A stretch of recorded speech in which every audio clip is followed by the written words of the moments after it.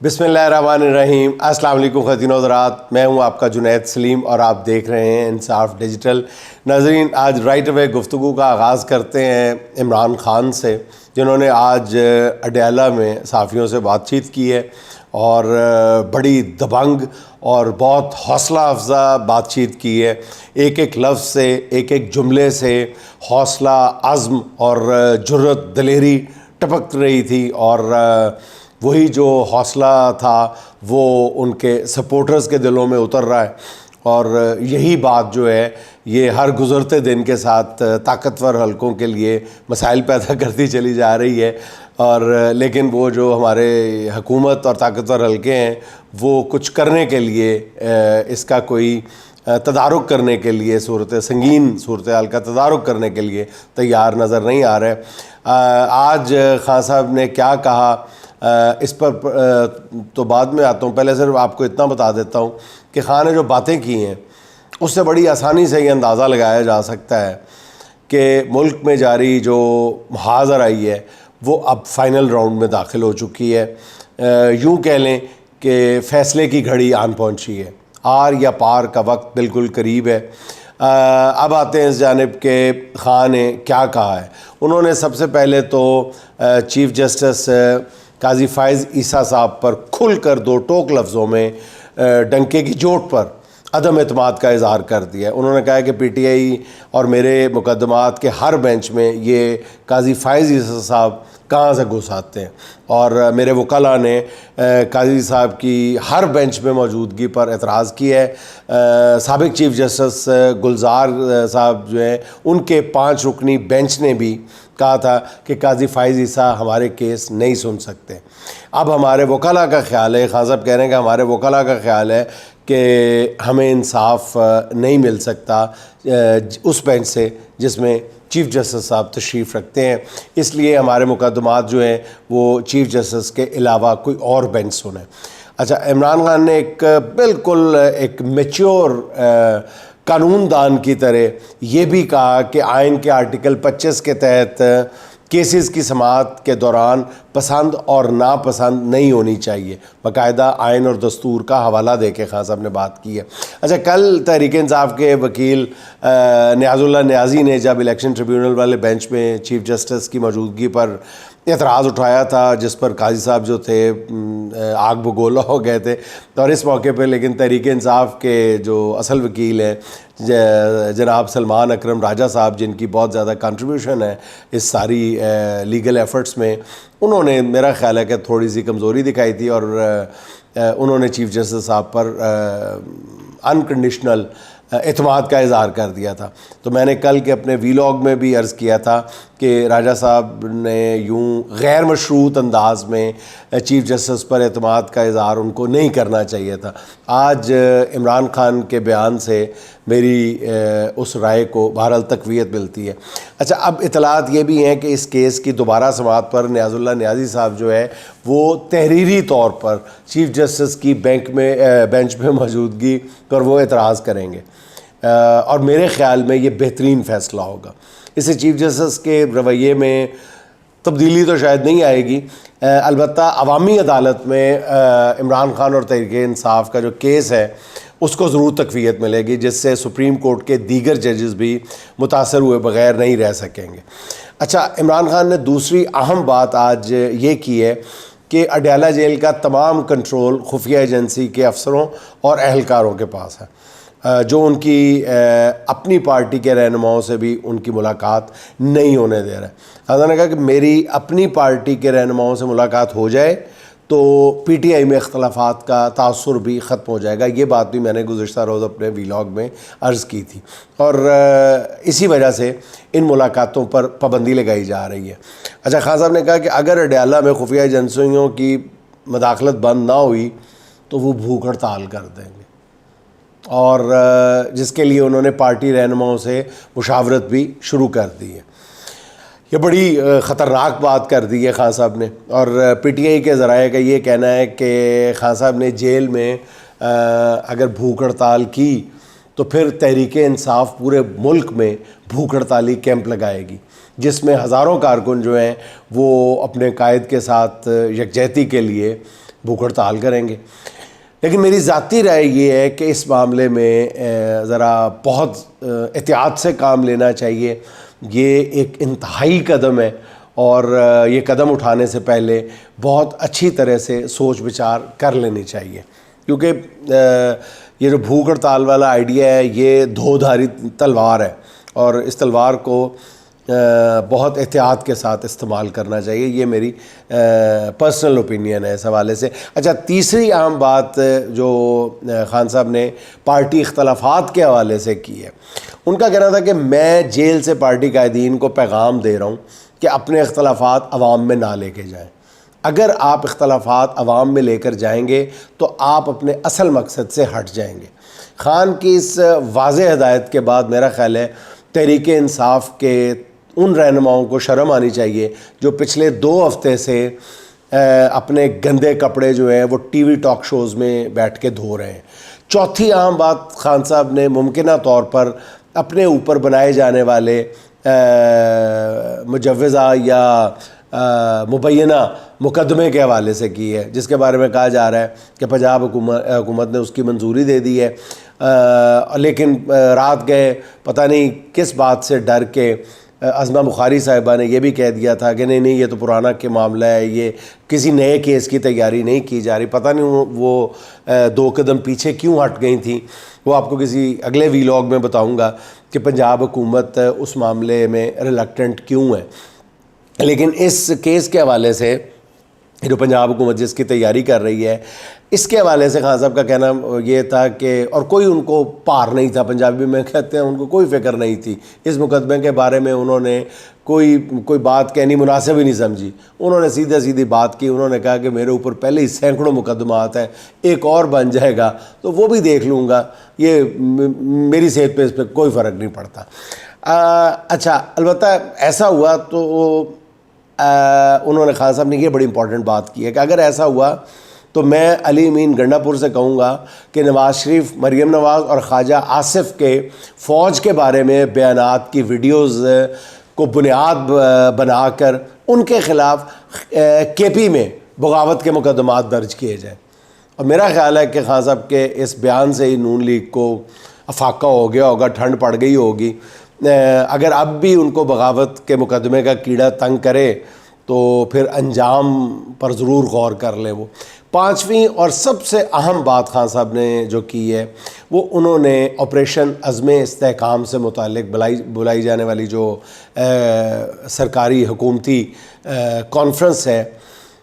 اس کے حوالے سے کی ہے کہ اس حوالے سے جو اے پی سی میں شرکت کا اعلان تھا وہ خان صاحب نے کر دیا. اور خان صاحب نے کہا ہے کہ میں سمجھتا ہوں کہ اے پی سی میں شرکت کا فیصلہ جو ہے وہ وقت کا تقاضا ہے، کیونکہ یہ قومی مفاد میں ہے اور کوئی شخص بھی قومی مفاد سے ایک قدم بھی پیچھے نہیں ہٹ سکتا. مجھے لگتا ہے کہ خان صاحب کے اس اعلان کے بعد یہ بھی ہو سکتا ہے کہ حکومت اے پی سی ختم کرنے کا اعلان نہ کر دے اگر خان صاحب آ گیا، کیونکہ یہ سارا جو شوشہ چھوڑا گیا تھا غالباً اس کی وجہ بھی یہی تھی کہ ان کو اندازہ تھا کہ پی ٹی آئی اس کا بائیکاٹ کرے گی. اچھا جی، آخر میں خان صاحب نے حکمران جماعتوں کے متعلق کہا کہ یہ پاگل سمجھتے ہیں کہ میری پارٹی کمزور ہو گئی ہے. انہیں پتہ ہی نہیں ہے کہ جس پارٹی کے ساتھ خلق خدا کھڑی ہو وہ کمزور نہیں ہوتی. اسٹیبلشمنٹ نے نون لیگ اور پیپلز پارٹی کا جنازہ نکال کے رکھ دیا اور بجٹ کے بعد تو ان کی سیاست بالکل ختم ہو کے رہ گئی ہے اور ان کے ساتھ وہ ہو گیا ہے جو دشمن کے ساتھ بھی نہیں ہونا چاہیے. ناظرین، میں یہ سمجھتا ہوں کہ اس میڈیا ٹاک میں جو خان صاحب کی باڈی لینگویج تھی وہ میں نے اپنے وہاں موجود تمام دوستوں سے کم و بیش وہ جاننا چاہی. سب کا خیال یہ تھا کہ ایک لمحے کے لیے بھی یہ خیال نہیں گزرا ہم میں سے کسی پہ بھی کہ خان صاحب جیل میں. اس کا یہ مطلب نہیں ہے کہ خان صاحب کوئی 5 سٹار 4 سٹار جیل میں. خان صاحب انتہائی برے حالات میں ہیں جیل میں. میں پھر آپ کو بتا دوں، انتہائی شدید گرمی کے عالم میں، انتہائی دگرگوں حالت میں، انتہائی گندے سیل میں خان صاحب کو رکھا جا رہا ہے لیکن وہاں موجود تمام اخبار نویسوں کا یہ کہنا تھا کہ خان صاحب کی باڈی لینگویج زبردست تھی اور گفتگو کے دوران ان کے لب و لہجے میں بلا کا اعتماد تھا. وہ یوں لگ رہا تھا کہ عمران خان اپنے مخالفین کو اپنی مرضی کی سیاسی پچ پر لا کر کھلانا چاہ رہے ہیں، جہاں اب کوئی انہیں کپتان کے یارکرز اور باؤنسر سے نہیں بچا سکتا. اچھا ناظرین، آخر میں آپ کے ساتھ 2-3 چھوٹی چھوٹی خبریں شیئر کر دوں. ایک تو بظاہر یہ چھوٹی خبریں ہیں، لیکن جب آپ انہیں ملا کر دیکھیں گے تو ایک بہت بڑی تصویر نظر آتی ہے، اور اس تصویر میں جان ڈالنے کے لیے مختلف کردار جو ہیں وہ حرکت میں آ چکے ہیں. ہائی کورٹ کے 6 ججز کے خط کے بعد یہ گمان تھا کہ خفیہ ہاتھ جو ہیں وہ کچھ عرصے کے لیے شاید متحرک نہیں رہیں گے، لیکن یہ خیال درست ثابت نہیں ہوا. ایک خبر یہ ہے کہ اسلام آباد کے نیشنل پریس کلب میں پچھلے 2 روز سے ایک فیملی کے لوگ احتجاج کر رہے ہیں. اب بچہ جانتا ہے جو ٹی وی دیکھ رہے ہیں کہ جب ٹیلی ویژن پہ ایک اس طرح کے منظر کو بار بار دکھایا جا رہا ہے تو وہ ایک فرمائشی پروگرام ہے، اور اس فرمائشی احتجاج کو ٹی وی کی سکرینز پر بھرپور کوریج دی جا رہی ہے. یہ ماجرا کیا ہے؟ چلو میں آپ کو بتا دیتا ہوں کہ کوئی 2 سال پہلے کی بات ہے کہ لاہور کے سابق چیف جسٹس شہزاد ملک صاحب، جو اب سپریم کورٹ کے لیے پروموٹ ہو چکے ہیں، ان کی بیٹی کی گاڑی کے ساتھ حادثے میں 2 لوگ جاں بحق ہو گئے تھے. اور یہ ایک معمول کا حادثہ تھا، میں خدا نخواستہ معمولی نہیں کہہ رہا، میں کہہ رہا ہوں معمول کا حادثہ تھا، جس پر اس کے بعد فری کین میں صلح صفائی بھی ہو گئی تھی. اب جب جسٹس شہزاد ملک انصاف کے لیے اٹھ کھڑے ہوئے ہیں، ڈٹ گئے ہیں، اور انہوں نے کسی دباؤ کو قبول کرنے سے انکار کر دیا ہے، اور یہ بات جو ہے یہ پس پردہ کام کرنے والے ہمارے دوستوں کو، حکومت میں موجود لوگوں کو، حکومت کے اندر قانون کے ساتھ کھلواڑ کرنے والے لوگوں کو آبویسلی پسند نہیں آ سکتی، تو اس لیے انہوں نے پوری کوشش سے اس معاملے کو، اس مردہ معاملے کو دوبارہ زندہ کیا، اور عدالت میں ایک رٹ دائر ہوئی ہے جس پر آج چیف جسٹس عامر فاروق صاحب کی عدالت میں سماعت ہوئی ہے. اور ویسے اس سماعت کے دوران مجھے تو کم از کم جسٹس عامر فاروق صاحب کا رویہ بہت پازیٹیو نظر آیا. انہوں نے بالکل جینوئن اعتراضات اٹھائے ہیں کہ 2022 میں ایک حادثہ پیش آیا اور آج 2024 میں آپ کو اچانک یہ کیس یاد آ گیا ہے. اچھا، آئی جی اسلام آباد ناصر علی رضوی صاحب نے عدالت کو بتایا ہے کہ جی 2022 میں ایک لینڈ کروزر گاڑی سے 2 نوجوان جاں بحق ہو گئے تھے، اور پولیس کی تفتیش میں پہلے تو کوئی کارکردگی نہیں پولیس نے دکھائی، لیکن پچھلے 1.5 ماہ میں ہم نے تفتیش مکمل کر لی ہے، ہمیں نئے ویڈیو فوٹیجز مل گئی ہیں. بندے کی ہنسی نکل جاتی ہے کہ یہ پچھلے 1.5 ماہ کے دوران حضور والا آئی جی صاحب آپ کو یہ نئی ویڈیو فوٹیجز کہاں سے مل گئیں 1.5 ماہ کے دوران؟ یعنی 2 سال آپ کو کوئی ویڈیو فوٹیج نہیں ملی، 1.5 مہینے کے دوران مل گئی. خدا کے لیے اپنا طریقہ وارداتی آپ لوگ بدل لو. یہ کیا گھسی پٹی حرکتیں کر رہے ہیں؟ عوام میں مذاق اڑتا ہے، ادارے کمزور ہوتے ہیں، اداروں پہ میمز بنتی ہیں، اور ہمیں آپ لوگوں کے خلاف بات کرنے کا موقع مل جاتا ہے. ہمیں بات کرنے کا موقع نہ دیں، خدا کے لیے اپنا مذاق نہ اڑوائیں ایسی حرکتیں کر کر کے. اب معاملہ جہاں تک پہنچ چکا ہے نا، تو مجھے لگتا ہے کہ ججز کے خلاف اچھا پہلے اس کیس کی بات میں آپ کو مکمل کر لوں. اچھا، انہوں نے بتایا کہ جی وہ ویڈیو فوٹیج سے جو ہمیں پتہ چلا ہے کہ لینڈ کروزر گاڑی جو ہے وہ ایک خاتون چلا رہی تھی، اور جب ایکسیڈنٹ ہوا تو یہ گاڑی جو ہے یہ اس وقت جسٹس ملک شہزاد کی فیملی کے استعمال میں تھی، اور پولیس جو ہے وہ اب تفتیش کے بالکل قریب پہنچ چکی ہے. یعنی جسٹس ملک شہزاد صاحب جو ہیں وہ چیف جسٹس کے عہدے سے اگر ان کو ہٹا دیا جاتا ہے، تو چیف جسٹس پنجاب کے عہدے سے ہٹا دیا جاتا ہے، پھر بھی حکومت کا اور حکومت میں موجود جو جیسے میں نے عرض کیا قانون کے ساتھ مذاق کرنے والے لوگ موجود ہیں، اس سے تو ظاہر ہوتا ہے کہ ان کا غصہ جو ہے وہ ابھی بھی برقرار ہے. جو سٹانس انہوں نے اپنایا تھا، اور حکومت میں موجود یہ لوگ یہ چاہتے ہیں کہ جسٹس ملک شہزاد صاحب کو نشان عبرت بنا دیا جائے تاکہ دوسرے جج حضرات جو ہیں وہ خوف سے ہی اس لائن پر نہ آ جائیں۔ تو اچھا، دوسری خبر جسٹس طارق محمود جہانگیری صاحب سے متعلق ہے۔ ناظرین، مطلب آپ جانتے ہیں کہ اسلام آباد ہائی کورٹ کے یہ وہی جج ہیں جنہوں نے الیکشن ٹریبیونل کے معاملے پر نون لیگ کو دبوچا ہوا ہے، اور ان کے خلاف بھی ایک شکایت درج ہو گئی ہے۔ اور وہ کیا ہے؟ واہ، کیا خوبصورت شکایت ہے۔ شکایت یہ ہے جی کہ جسٹس طارق محمود جہانگیری کے جو لاء کالج میں پارٹ 1 اور پارٹ 2 میں فرق ہے، واہ، اس لیے ان کو ان کے عہدے سے ہٹا دیا جائے۔ یعنی ایماندار ججز کو عہدے سے ہٹانے کی خواہش جو ہے یہ پاگل پن کی حدیں چھونے لگی ہے، اور مجھے لگتا ہے کہ یہ پاگل پن الٹیمیٹلی یہاں تک چلا جائے گا کہ یہ جو حکومت ہے ہماری، یہ ایماندار اور اصول پرست ججوں کے خلاف انتہائی کسی بھی حد تک جانے کے لیے تیار ہے۔ یہ بھی غالباً آنے والے دنوں میں سننے کو مل سکتا ہے کہ جی فلاں جج کے بیٹے کی سالگرہ کی تقریب میں غبارہ پھٹنے سے ہمسائے ڈر گئے تھے، اور اس جج کے خلاف اب دہشت گردی کا مقدمہ درج کیا جائے کیونکہ انہوں نے ہمسایوں پر دہشت طاری کر دی تھی۔ پھر یہ کسی جج کے خلاف یہ بھی کہا جا سکتا ہے کہ جناب انہوں نے اپنی شادی میں ون ڈش کی خلاف ورزی کی تھی۔ پھر کسی جج کے خلاف یہ کیس بھی آ سکتا ہے کہ ان کے گھر کا جو پانی کا نل ہے وہ کھلا رہ گیا تھا، اور سارا پانی جو ہے وہ سامنے پارک میں سرکاری پارک میں چلا گیا تھا، اور اس لوگ جو ہے اس دن لوگ سیر نہیں کر سکے تھے، اس لیے کئی لوگوں کی بیماری کا باعث بنے ہیں فلاں جج صاحب، ان کے خلاف بھی مقدمہ درج کیا جائے۔ مثلاً اب مذاق اڑانے والی باتیں ہو رہی ہیں، خود بھی اپنا بھی مذاق اڑوا رہے ہیں یہ لوگ، اور سیدھی بات ہے قانون کا بھی مذاق اڑا رہے ہیں، اور ایک مہذب معاشرے کے لیے بھی طعن و تشنیع کا باعث بن رہے ہیں۔ بریک لگا کر ذرا سوچیں کہ ہم کس طرف جا رہے ہیں۔ ایک اور خبر ہے کہ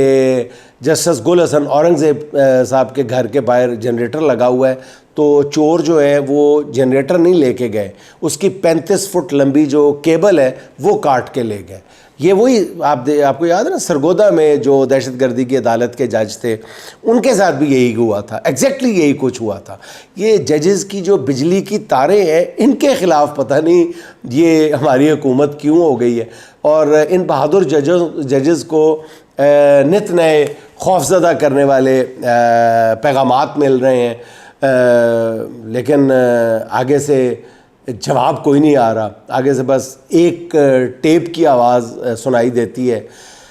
کہ آپ جو مرضی کر لیں، اب آپ کو مطلوبہ سہولت میسر نہیں ہے۔ اور 8 فروری کے انقلابی اور عوامی فیصلے کے بعد آئندہ بھی یہ سہولت جو ہے وہ میسر آنے کا امکان نہیں ہے۔ ناظرین، حکومت کے لیے بہت سخت دن ہے۔ ایک طرف ان کو یہ جو انتخابی نگرانی کا ادارہ ہے عالمگیر پٹن، اس کی رپورٹ نے پریشان کیا ہوا ہے، اور پھر ٹریبیونلز کی رپورٹ نے پریشان کیا ہوا ہے، الیکشن ٹریبیونلز کے کارروائیوں نے پریشان کیا ہوا ہے۔ وہ آج آپ نے سن ہی لیا ہوگا کہ پیٹرن کی رپورٹ سامنے آنے کے بعد کوئی تیسری یا چوتھی مرتبہ الیکشن کمیشن آف پاکستان نے جو فارم 45 ہیں ان کی تبدیلی شروع کر دی ہے۔ اب وہ فارم 45 اتنی دفعہ تبدیل ہو چکے ہیں کہ الیکشن کمیشن کے پاس اب شاید پرانے جو ضائع شدہ فارم ہے وہ رکھنے کے لیے جگہ بھی نہیں ہے، اور اوپر سے حکومت کے لیے دوہرا عذاب یہ آیا ہوا ہے کہ بجٹ کے بعد جو مہنگائی حملہ آور ہوئی ہے اس نے حکومت کے لیے بہت بڑا مسئلہ پیدا کیا ہوا ہے۔ ہر بندہ جو ہے وہ جو نرم لفظوں میں یا محتاط لفظوں میں حکومت پر تنقید کرتا تھا، اب کھل کے حکومت کو گالیاں دے رہا ہے۔ ہر بندہ نظر آتا ہے، اس میں کوئی تخصیص نہیں ہے غریب کی، مڈل کلاس کی، اپر مڈل کلاس کی، سارے لوگ باجماعت گالیاں دے رہے ہیں کہ یار یہ معاملہ کہاں جا کے رکے گا۔ بلکہ میں اگلے روز پڑھ رہا تھا کہ سن رہا تھا بلکہ کہ کہ اب جو حکومت کے بڑے بڑے سگے ویلاگرز اور جرنلسٹ ہیں وہ بھی اب حکومت پہ اس بجٹ کے بعد تنقید کرنا شروع ہو گئے ہیں، لیکن عوام تنقید نہیں کر رہی، عوام تو کھل کے گالیاں دے رہی ہے، کھل کے گالیاں دے رہی ہے، بغیر یہ سوچے سمجھے گالیاں دے رہی ہے کہ مہنگائی کی ٹیکنیکل وجوہات کیا ہیں۔ وہ آپ نے بھی سنا ہی ہوگا نا کہ استانی بچے سے پوچھتی ہے کہ بتاؤ یہ بجلی کہاں پیدا ہوتی ہے، تو بچہ کہتا ہے کہ جی ہمارے ماموں کے گھر۔ استانی کہتی ہے ماموں کے گھر کیا مطلب؟ بچہ کہتا ہے اس لیے کہ جب بھی بجلی جاتی ہے نا تو میرے ابا کہتے ہیں کہ سالوں نے پھر بجلی بند کر دی۔ تو ناظرین اسی بات کے ساتھ آج کی آخری بات، میں نے یہ سوچ کے ہنسنے کا ہنر سیکھ لیا، میں نے یہ سوچ کے ہنسنے کا ہنر سیکھ لیا، درد رکھنا ہے تو پھر دیدہ نم کیا رکھنا، درد رکھنا ہے تو پھر دیدہ نم کیا رکھنا۔ ناظرین خوش رہیں، خوش رکھیں، آپ سے ملاقات ہوگی انشاءاللہ اگلے ولاگ میں۔ اللہ حافظ۔